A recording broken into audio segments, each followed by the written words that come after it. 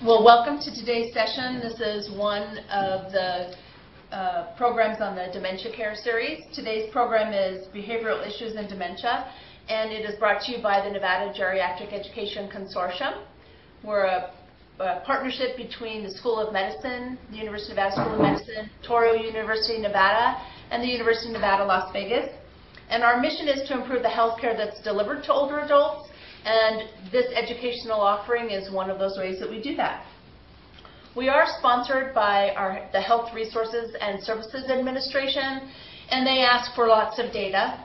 So in your handouts, you should have also seen a participant data collection form, and we appreciate you completing that and returning that so that we can provide that data in a group format to our funding agency. They just want to know the kinds of people who come to our training, so we appreciate you providing that information to us. And I want you to be sure to mark your calendars for the next one, which is May 8th, and it'll be on comorbid management. So we look forward to seeing you then, and I'm going to turn it over to Melissa. Thank you. Thank you for joining us, everyone. We're very pleased to have Dr. Dylan Wint join us today. Dr. Wint is with the Cleveland Clinic Lou Rubo Center for Brain Health. Dr. Wint has extensive experience in diagnosing and treating brain disorders.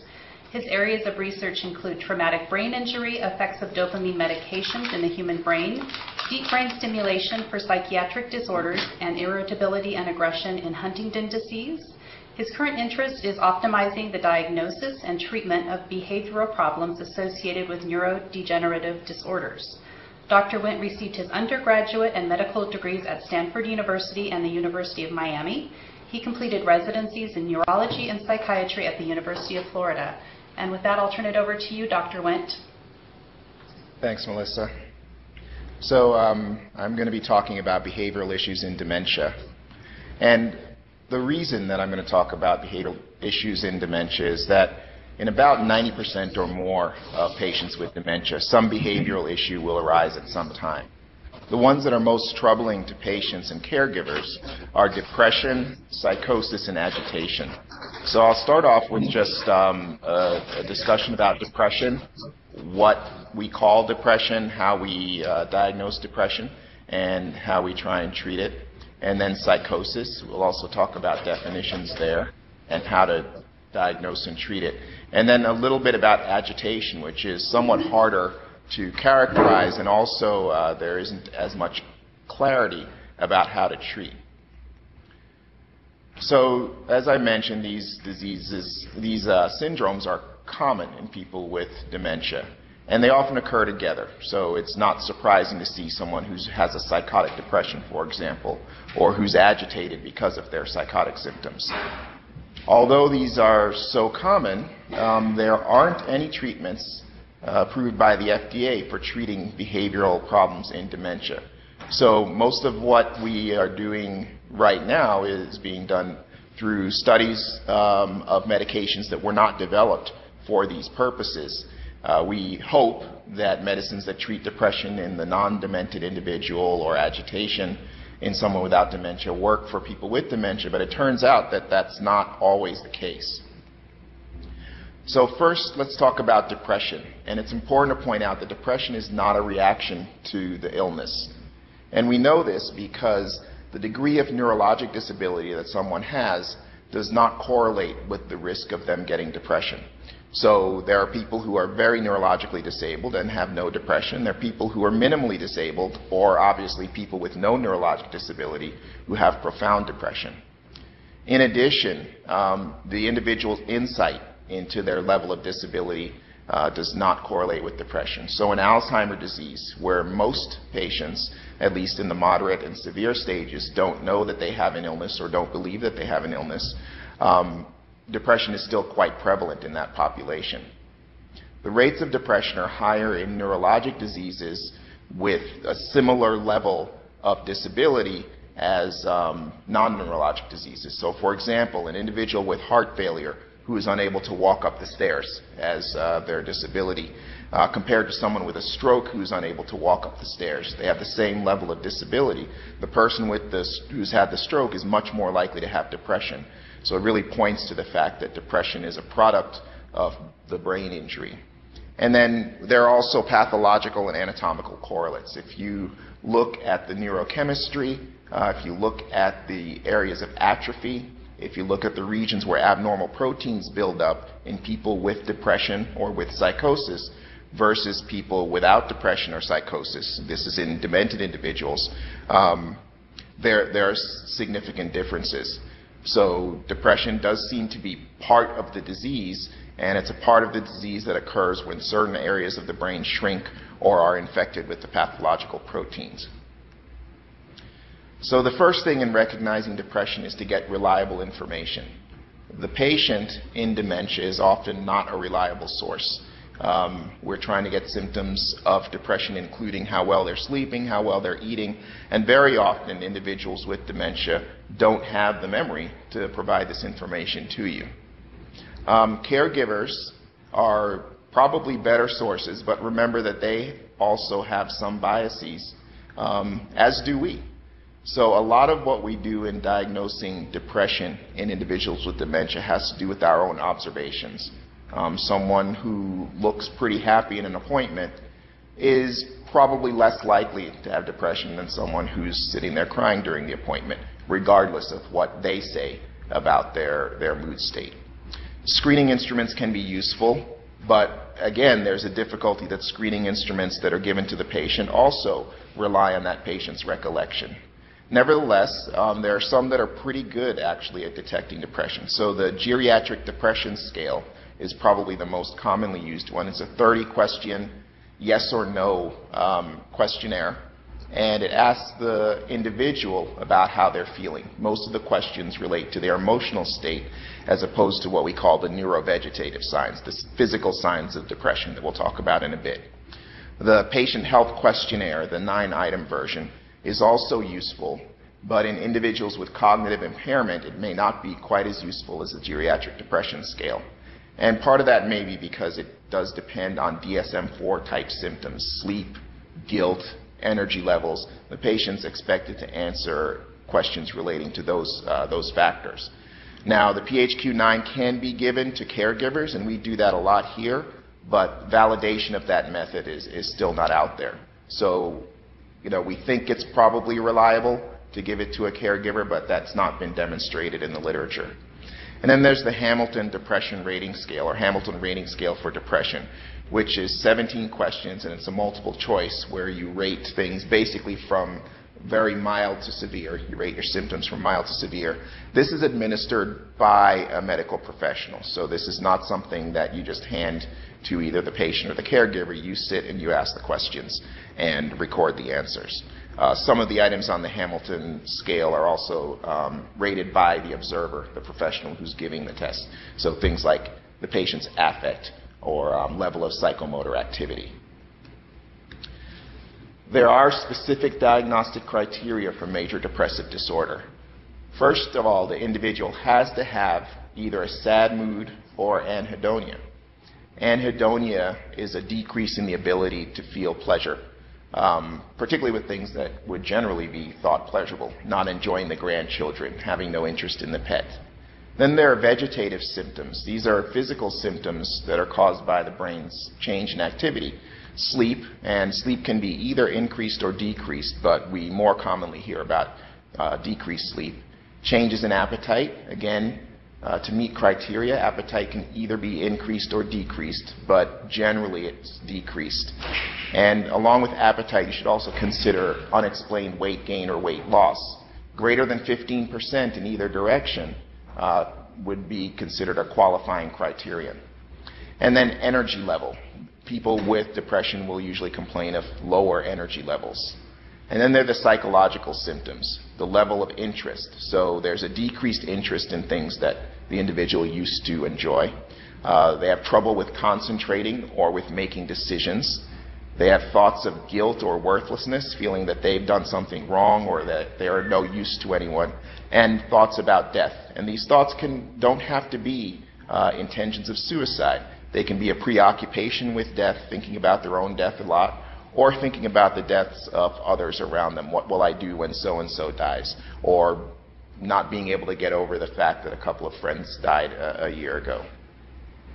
There are some groups that also, at least in demented patients, include social withdrawal and irritability as diagnostic criteria. And so those would be included in the 5 out of 9 criteria that are required to diagnose someone with major depressive disorder.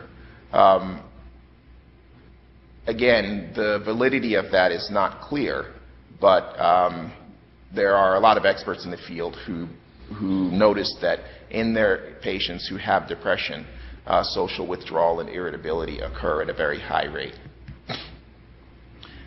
Most of the dementing diseases can cause apathy as well. And it's important to distinguish depression from apathy, because depression is generally considered something that we can do something about. We can treat it. We have antidepressants that seem to be effective, whereas apathy is very difficult to treat. The best that I've seen is about 1/3 of patients responding to treatment with stimulants for apathy. So compared to the relative treatability of depression, the relative inability to treat apathy really drives the need to distinguish between the two. So what you'll see in someone who is apathetic, and you can see apathy within depression, but you'll see that they have less desire to do things, less motivation and less initiative. And once they do start doing something, their activity will often just sort of taper off. They'll start doing it and then they'll stop and move on to something else or move on to doing nothing. So these are your patients who sit and are perfectly content sitting and watching television all day except to get up and go to the bathroom, or who never seem to express hunger. They'll eat if food's put in front of them, they won't resist it, and they'll eat the full meal, but they never complain of being hungry. These individuals also tend not to have much interest in the feelings of others around them, and they don't react to emotional situations the way that you would expect. People with apathy without depression will not have the neurovegetative symptoms of poor sleep and poor appetite, and they also will usually report a good mood, and more importantly, the caregiver will say, no, they don't seem to be sad. I have one patient who is just incredibly apathetic. All she wants to do literally is sit and watch TV. And she says it's the happiest time of her life. Yet to everyone around her, there's a big concern about depression because she's so very disinterested in the world outside of her own head. So how do we take care of someone who's got depression? The first thing is to optimize their dementia care. That means if they are not taking a cholinesterase inhibitor, like donepezil or rivastigmine or galantamine, you want to have them on one of those medicines. Those do seem to reduce rates of depression in individuals, at least with Alzheimer's dementia. Similar with memantine. If they're moderately or severely demented and they haven't been put on memantine, it's worth trying memantine to see if that can reduce their depression. Psychotherapy so far has not been studied very well for dementia. Psychotherapy does require a significant amount of frontal lobe processing power as well as memory, and both of those are often lacking in people with dementia.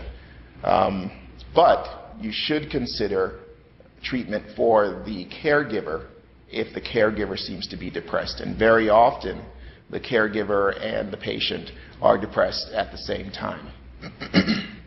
Behavioral changes might be helpful in individuals with dementia and depression. Exercise in particular has been shown to be an effective treatment for depression in people who are not demented. Social stimulation may also help to reduce depression. Again, it's a treatment in people who are not demented, and it does seem to improve quality of life in people who have dementia. Most of the antidepressant medications that have come out since the 80s, so post-Prozac, let's say, are pretty safe in older individuals. Not completely, but relatively safe. They do have side effects, most of which are a result of activity in other neurotransmitter areas besides the ones that are therapeutic. So there are anticholinergic effects with the tricyclic antidepressants. Those are the older antidepressants like amitriptyline and nortriptyline. But Paxil, or paroxetine, also has fairly significant anticholinergic activity. There are also antihistaminic effects. So I'm sorry, I should go back. Anticholinergic effects would be things like constipation, dry mouth, more trouble with thinking. There are antihistaminic effects with some of the modern medicines, mirtazapine, which is Remeron, trazodone or Deserel. Antihistaminic activity usually causes drowsiness and weight gain. And then you have to be careful of antiadrenergic activity, which can cause low blood pressure and low heart rate. And of the modern antidepressants, that's seen mostly with sertraline. And then cytochrome P450 interactions. So these are changes in the way that the body eliminates medications. Many of today's antidepressants block cytochrome P450 and thus increase the levels of other medications that are in the system. It's particularly concerning with anticonvulsants and with anti-clotting agents like warfarin. Most of you, if you have an electronic prescribing system, most of those do have some built-in warnings about these combinations. But there are also multiple websites that have information about combinations between medications that should be avoided. I included in the slides a list of some of the antidepressants that have these other activities that we think are not therapeutic. So that's there for your information. I'm not going to go through this chart, of course. It's important when treating depression or when treating any psychiatric disturbance in dementia that you choose your target symptoms wisely. So as an example, apathy as a target symptom for an antidepressant medication is not a good target because the likelihood that the medicine is going to help is pretty low. You want to be able to get objective endpoints, not just is his appetite better or worse, but is he eating lunch and dinner? What percentage of his meals is he eating now? How often does he complain of being hungry? And if you want to get good data about the endpoints, really the caregiver is probably the better person to ask in individuals with dementia. Don't just start someone on a medication with the expectation that it's going to work and not follow up on those target symptoms. You want to ask also about side effects, not just in general, are there any side effects, but about specific common ones. So for example, with the SSRIs, they very often cause stomach upset. In older people can cause dizziness a little bit more than you'd expect in younger people. And you should ask about whether sexual dysfunction is part of the side effects profile for that patient. If you have a target symptom that you started with, you want that to be your target symptom over time while you follow the course of treatment. And if you can, it's useful to use the rating instruments like the HRSD or the PHQ-9 that I showed earlier. A lot of us give up too early when we are treating with an antidepressant. We either do not go to the maximum tolerated dose, or we give a trial that's too short. The minimum trial of an antidepressant in non-demented people is 8 weeks. Some people would argue that in individuals with dementia, you're likely to need even more time before you'll see the full effect of a medication. So unless there are side effects, you want to continue with that antidepressant for at least 8 weeks before determining that that antidepressant at that dose is going to be ineffective. But we also need to be careful about just continuing on a medication because they're on it. If a medicine is not working for someone's depression, then you want to change to something else. And if you've tried 3 SSRIs on an individual, then it might be good to switch to a medicine with a different mode of action, with noradrenergic activity or dopaminergic activity. And remember always to communicate what you expect to the patient and the caregiver, because their expectations, of course, like in any illness, will not always be the same as yours. We see that even more in dementia, and we see that more in psychiatric disorders. So psychosis might be defined sort of briefly as a disturbed interaction with reality. The information that other people accept as being true or false the person with psychosis does not accept as being true or false. So delusions, which are probably the more common form of psychosis that you'll see in dementia, refers to false fixed beliefs. And I listed some common ones there just to define a couple of them. The phantom boarder delusion is that there's someone living in the house or staying in the house along with the people who actually are living there. Capgras, or the imposter delusion, is that someone close to you has been replaced by someone who looks very, very much like that person, but is not exactly that person. Sometimes we also see this for people's living spaces, that they think their house, the house that they're in, is not really their house. It looks a lot like it, or it's an identical copy, but it's not really their house. Their house is down the street or on the other side of town. Nihilism is a delusion that there's not much that exists, or that nothing exists, or nothing is of worth. Sometimes those patients will tell you that, yeah, you look at me and you see these clothes and everything, but underneath the clothes there's nothing inside. Nihilism sometimes presents as people believing that their internal organs are being eaten away slowly by something. And then parasitosis is the belief that there's an infestation. It can be sometimes on the patient's skin or in their hair. They believe that there are bugs where there are none, or they can believe that there are parasites within their home or their living quarters that no one else is aware of. Delusions tend to persist. They're difficult to get rid of. And this is one of the things that is hardest on caregivers. Because if you have a belief that's fixed, first of all, no matter what kind of logic you use, it's not going to change.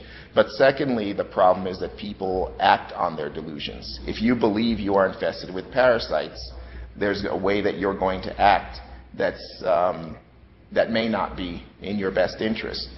Whether it's scratching, taking baths several times, scraping at yourself with an object, all of these things can be seen because of delusions. Then there are false perceptions, which we call hallucinations. These are false sensory experiences. The most common kinds of hallucinations are auditory, and they don't have to be just voices. So you don't want to necessarily just ask, are you hearing voices that other people aren't hearing? But I sometimes ask whether anything strange is happening, or whether there's stuff going on that you, the patient, know about that other people don't know about. Sometimes instead of voices, it'll be the sound of animals, the sound of bugs, sounds of sirens. There's a woman I have who, it's airplanes going overhead. She thinks that there are airplanes flying overhead all the time, and she can't understand why. Runs out and checks every 10 minutes. Visual hallucinations are probably the next most common, and we see those most commonly in delirium and in Lewy body disease, which is a different form of dementia from Alzheimer, and Parkinson's disease, which is very closely related to Lewy body disease. And people can have hallucinations in any sensory modality. So tactile or touch hallucinations occur also, sometimes in combination with parasite delusions. Olfactory delusions, that there's certain smells that are around, and then olfactory hallucinations and hallucinations of taste or gustatory hallucinations. But remember that it's not just delusions and hallucinations that define psychosis, but also abnormal thought processes. For example, illogical thinking, which can often be driven by delusions. The idea that well, the fact that nobody else sees this animal must mean that it's invisible. Well, that's an unreasonable conclusion to draw, but because the person knows they see the animal and they know other people aren't seeing it, they end up with this at the end of their thought process, that the animal's invisible. Impaired cognition can also cause faulty logic. If you don't have some of the information that is required to draw a conclusion, then you may end up drawing the wrong conclusion. Psychosis can also be manifested as unusual preoccupations, having some idea stuck in your head, something you need to do, somewhere you need to go. And then sometimes as you're talking to an individual, you can see that their thinking is not processing the way that you would expect it to. You can see derailment, which is when they become completely off topic, or bringing up irrelevant information, or tangents, where the individual is talking about something and then they talk about something else that's related but not related to their original point. And they move on to another thing that was related to the second point but not to the first. You have to have a low threshold of suspicion for psychosis. About 50% of people with Alzheimer's dementia will be psychotic, at least during moderate and severe stages. Remember the fact that unusual thought processes can manifest psychosis also. And sometimes the patient won't explain why they're doing something, but they're doing something very odd and perhaps driven by delusions or hallucinations. And of course, the caregiver report is again critical, like it is in depression. There are a lot of reasons for psychotic symptoms in addition to the primary illness. So just by itself, the dementias can cause psychosis, but medications can cause psychosis. Withdrawal from medication can cause hallucinations and delusions. And then medical illnesses can produce delirium, and delirium often has psychotic symptoms. So the first thing you want to do in managing psychosis is make sure that there is not one of these outside factors that's contributing to the psychosis. Eliminate medicines that don't need to be there, that have the potential to cause psychosis. Make sure that the individual is well hydrated, that their electrolytes are normal, that there isn't a urinary tract infection or small pneumonia. Increasing stimulation and activity can be used to reduce psychotic symptoms. These usually won't completely take away hallucinations or delusions, but will reduce the amount of attention that the patient pays to them because they need to be paying attention to something else. There's some belief that low sensory input causes hallucinations and delusions. If you cannot see well what's going on around you, or you cannot hear well what's going on around you, the brain's tendency is to fill in that blank in information with some information of its own. And generally, we tend to fill it in with negative information. If you're in a room and you see something out of the corner of your eye, like a shadow out of the corner of your eye, it's very rare that you think, oh, it's probably someone come to give me flowers or $1 million. It's, you know, there's some animal that might bite me, or somebody who's trying to break in or something like that. Our brains are set up to protect us, and so when they don't have full information, they'll lean toward the negative information. So enhancing sensory input, making sure that the patient is actually seeing and hearing and feeling the things that are really there, may help reduce psychotic symptoms. Arguing doesn't work. Remember, these are fixed, delusions are fixed false beliefs. They're not likely to be changed by just talking to the patient. And remember that the safety and the comfort of the patient is the goal. The goal is not to eliminate the hallucination just in order to get rid of the hallucination. What we're trying to do is get rid of the hallucination, for example, because it causes the patient distress. So people who have delusions that are comforting to them, I usually do not treat those. I usually don't try to dissuade the patient of those. Even hallucinations that are bothersome but not painful or distressing to the patient, I usually don't try and treat, because the risk of treatment, as we'll talk about in a minute, is higher than the benefit of treatment in someone where the hallucination is not distressing. Treatment of psychotic symptoms, particularly hallucinations, can be achieved with the cholinesterase inhibitors. This has been shown in Alzheimer's disease, Lewy body dementia, and Parkinson's disease dementia. Antipsychotics are probably the most effective treatment for delusions and hallucinations and abnormal thought processes, but they're also probably the most difficult treatment in terms of their risks.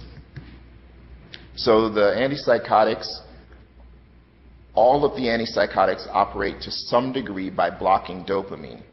And we know that in the older brain, dopamine levels are reduced. So not only will you get the effect of reducing the psychotic symptoms, but you can also get antidopaminergic effects like Parkinsonism or akathisia. These are both results of blocking dopamine. Akathisia is that inexorable motor restlessness where the individual feels the need to be moving all the time. Parkinsonism, of course, consists of rigid muscles, tremor, and slowness of movement. A lot of the antipsychotics also have anticholinergic effects.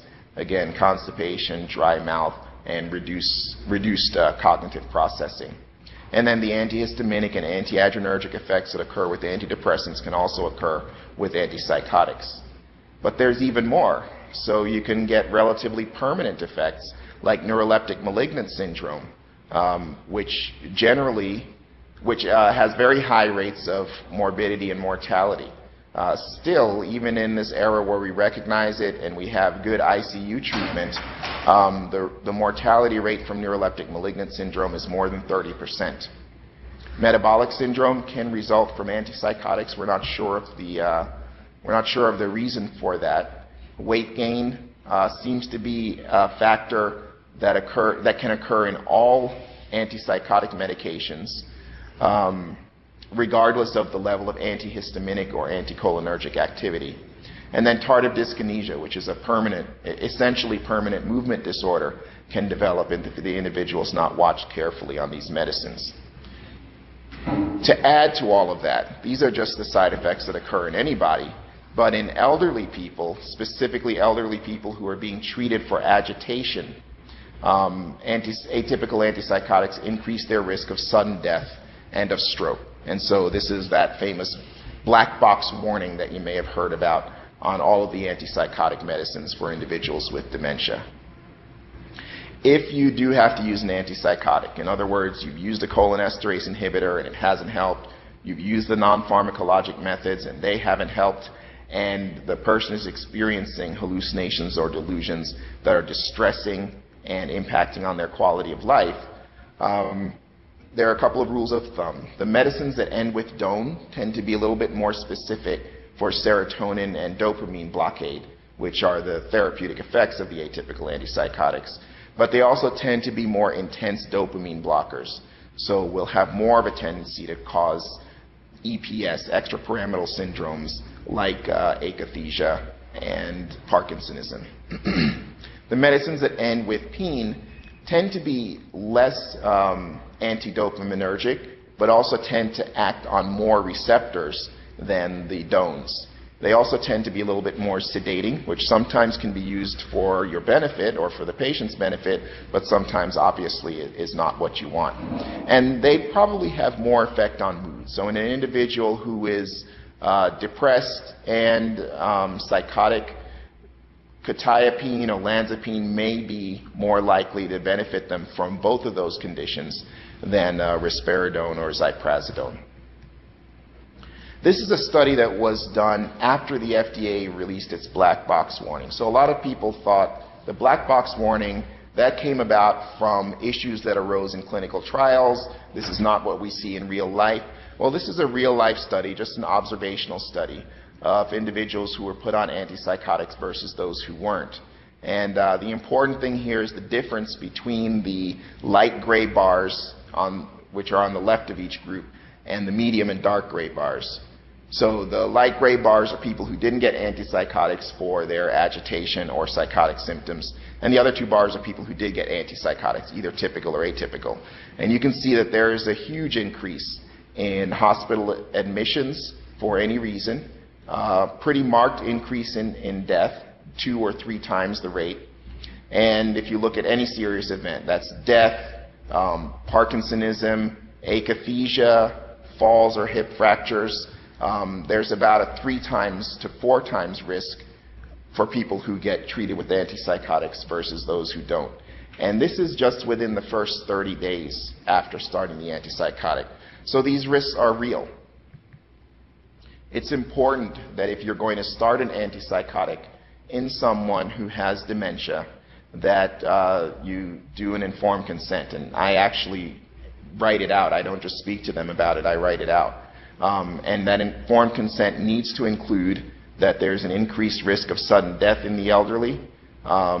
Should also add to that an increased risk of stroke in the elderly, that tardive dyskinesia can occur, and that you can have these metabolic effects of increased glucose, increased weight. Agitation. Agitation is a little bit hard to define. It's one of those things that you sort of know it when you see it. But one definition is a heightened state of excitement or activity. And that can be in physical or affective or vocal domains. So physical agitation might include walking around a lot, picking up objects, or fighting. Affective agitation, of course, involves emotional expression. And vocal agitation, either speaking a lot, screaming, mumbling to oneself without much purpose. Agitation is not a disease or syndrome in and of itself. It's a symptom of some other cause. And there are various causes, including psychiatric disturbances, but also consider when you see someone who's agitated and demented that pain or illness or even a medication could be stimulating the agitation. And then remember also the role of social environment in promoting agitation. One of the classic ones that you'll see is patients being forced to eat or take a shower or something at a particular time. Very often, it's not so much the idea of the shower or the idea of eating, it's that they don't want to do it right then. There's also the fact that the greater the amount of stimulation in the environment around, the higher the likelihood of agitation. So there's some individuals for whom a high amount of stimulation is good, for example, the apathetic person. But with an agitated individual, you want to try and keep their milieu relatively quiet and unstimulating, at least for the period of time that they're agitated. Managing agitation is another one of those things that caregivers really have a lot of questions about. So in terms of non-pharmacologic treatment, some of the easier things to do, redirection. So talking about or attending to something else for a little while. Hey, do you want to take your bath now? Patient gets agitated. You do something, well, do you want to play checkers? Or let's go over here and have a snack.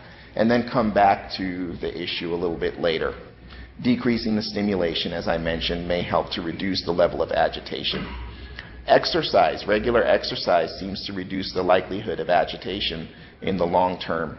And there are also fairly good studies on music therapy reducing agitation. Now, this is not talking about, music calms the savage beast. The patient gets agitated and you play some music and that settles them down. What we're talking about is ongoing music therapy as a way of reducing agitation in the long term. There are fairly good studies also on aromatherapy, particularly with lavender, lemon balm, and melissa oil in reducing agitation. And this can be either aromas in the air or by applying it to the skin of the agitated individual. Eventually there can be a reduction in agitation. If you do try non-pharmacologic means or non-pharmacologic means aren't available to you and so they fail, SSRIs right now are the most accepted treatment. That being said, the first really large, well-done study of SSRI in treating agitation did seem to show, this was done with citalopram or Celexa, it did show that there was a reduction in agitation. However, the individuals who were on citalopram also had slightly lower cognitive performance than the ones who were not on citalopram. And this is not the first time that SSRI treatment has been shown in a study to reduce cognition slightly. So there is that risk of the drug. There's also a potential risk of dysrhythmias. Originally, when this trial was being done, they were using doses up to 30 milligrams, but then the FDA came out with a warning, particularly about citalopram, that dysrhythmias can occur in that dose. They had to back the dose down, so we really don't know whether 30 milligrams in individuals like this does cause dysrhythmia, but we know that in large populations, large populations of elderly people, we can see dysrhythmias from relatively high dose citalopram. Memantine or Namenda, in addition to its cognitive effects, can also have a calming effect. Atypical antipsychotics are very good at treating agitation, but again, you have these multiple caveats with those medications that make them a little bit risky to use. There are a couple of studies of ginkgo biloba at 120 milligrams twice a day or 240 milligrams a day that indicate that it can be useful for reducing agitation and agitated behavior. At night, I often use melatonin to help patients calm down before going to sleep, or trazodone. People tend to tolerate those pretty well, although both of them can be associated with more sedation than you would like to see. So in general, when we're talking about behavioral problems in dementia, expect that at some time during a patient's course with dementia, they're going to develop behavioral problems. 90% or more of patients develop some behavioral problem. I'm not saying that all these patients will need to be on medication. For example, a lot of patients develop apathy. We don't really have medication to treat that. But you need to be looking out and have a low threshold for psychiatric disturbance. Ask specifically about the psychiatric symptoms. So instead of saying, how's he acting at home, ask about those depression symptoms. How is appetite? How is sleep? Does he pace a lot? Does he pick things up all the time? Is he fidgety? Is he seeing or hearing things? And then once you have an indication that there is a behavioral disturbance, the next question is whether to treat. It's not automatically to go with what do I treat the patient with. It's whether to treat. How likely is it that I can treat this patient and make this better? How likely is it that getting the symptom better will actually improve this patient's quality of life? And as with all older patients, in dementia, where you can think of it as an older brain, you want to start with low doses of medicine and increase them slowly. That's not the same as waiting a long time to start and never increasing the medication. Okay? So you want to use, if a patient's quality of life is at risk, you want to treat them. And you want to, if you have them on medicine, then the medicine should be doing something beneficial. Because exposing a patient to the risks of a medicine without any likelihood of benefit or without seeing any benefit is ethically questionable. We want to, if we can, reach remission, particularly with depression, which we generally consider to be treatable. But remission is the target for some syndromes, but not always the target for others. A good example is delusions. We want the patient not to respond to the delusions, not to base their behavior on their delusions, but if you try to treat the delusions away completely, you may end up putting the patient at more risk than it's worth. Talking to the patient and the caregiver about what the problem really is and what you expect to happen with that problem with treatment is very important. They need to be your partners, just as with any other medical condition. You want to understand the drugs that are used for all of these syndromes. Have 2 or 3 that are your favorites that you pretty much know everything about. And you want to assess the treatment response on an ongoing basis. Keep asking them about the symptoms that led to treatment. Keep asking them about side effects. And if treatment isn't needed at some point, think about tapering it off. So I think that's it. And if there are any questions, I'll be happy to take those.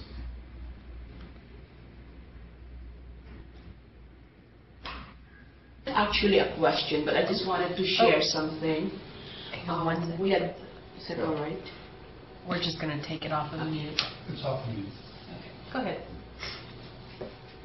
Okay. Yeah, we own 3 facilities, Doc, and we can see in our resident, just like one day, one of my residents has been having hallucinations. She was crying really bad because she was saying that she's 95 years old, but she was saying her great-grandmother's house is being destroyed, and she doesn't want to sleep because she wanted to go there and, you know, help her grandmother. So what we did is I went there and then talked to her, and I told her today is already 10 o'clock in the evening, and that, you know, we will consider the problem tomorrow. But for now, you can take a nap or sleep and be, you know, contented. So that tomorrow you will be very, very strong and you can help your grandmother.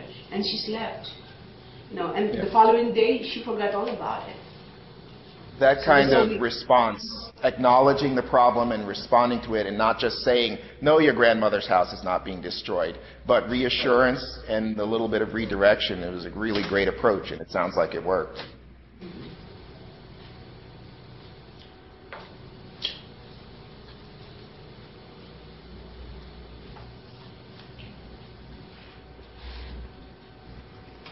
Other questions, comments, criticisms? Any here? Very informative. Thank you so much. I very much appreciate.